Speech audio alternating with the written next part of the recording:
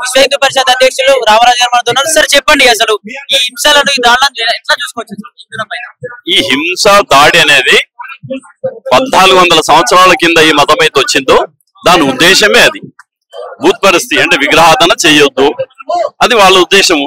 వాళ్ళ ఉద్దేశం ప్రకారమే చేస్తున్నారు. కానీ మనమే ఇంకా మేల్కొంటలేము. హిందువులంతా మేల్కొనాలి.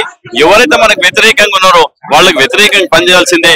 ఈ రోజు భారతదేశంలోని ప్రభుత్వం కూడా బంగ్లాదేశ్ లో అయితే జరుగుతుందో, నరసంహారం జరుగుతుందో దాన్ని తుదమిచ్చడానికి ఇంటర్నేషనల్ లెవెల్లో UN లో ఏమి చేయాలో చేసి మన గౌరవాన్ని కాపాడితే బాగుంటది. అలాగే కాంగ్రెస్ ప్రభుత్వం వచ్చినప్పటి నుండి కూడా హిందువులపైన చాలా, హిందూ గుళ్ళపైన కావచ్చు, హిందువులపైన కావచ్చు, చాలా దాడులు జరుగుతూ ఉన్న పరిస్థితి. అంటే వీటన్నిటి ఎలా చూసుకోవచ్చు? ఇది తుష్టీకరణ అని మనం ముందునే ఇక్కడే కాదు, ఎక్కడైతే అపోజిషన్ ఉందో, ఎక్కడైతే ప్రతిపక్షం ఉందో అక్కడ వాళ్ళు ముస్లింలని ప్రోత్సహిస్తున్నారు. నాకు అర్థం కాదు. అంటే ముస్లింలే నా మీకు ఓట్లేసింది, ముస్లింలతో నడుస్తున్నది. ఇంకొకటి అంటే దీని అర్థము ఎవరైతే వీళ్ళు చాలా మంది అడుగుతుంటారు, అయ్యా మీరు ఆ విధంగా దాడులు జరుగుతున్నాయి కదా, మరి మీరు దాన్ని ఖండిస్తలేరు. ఎందుకంటే ఖండిస్తే వాళ్ళ ఓటు బ్యాంకు రాజకీయాలు అడ్డొస్తున్నాయి. అంటే దీని అర్థం ఏంటిది? మన భారతదేశంలో ఉన్నటువంటి మైనారిటీస్ అంతా భారతదేశానికి వ్యతిరేకులా, ఇక్కడ ఉన్న హిందువులకు వ్యతిరేకులా?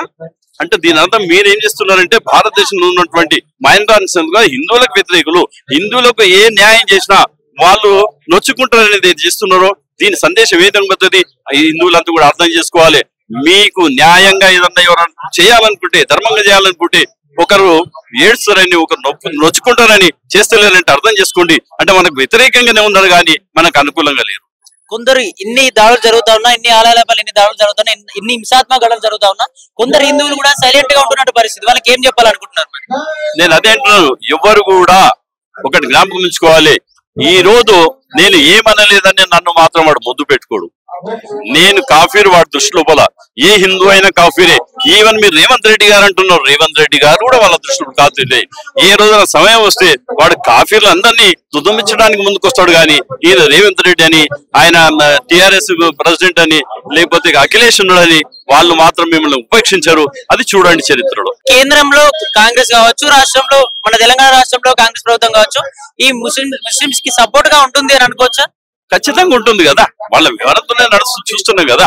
వాళ్ళని వేసుకొని మొన్న అయితే మహారాష్ట్రలో చూసిండ్రు, అది కూడా నడవలేదు. హిందువులు ఏకమైనరు, రేపు పొద్దున హిందువులంతా కూడా ఏకమవుతారు. వాళ్ళకి తగిన బుద్ధి చెప్తారు.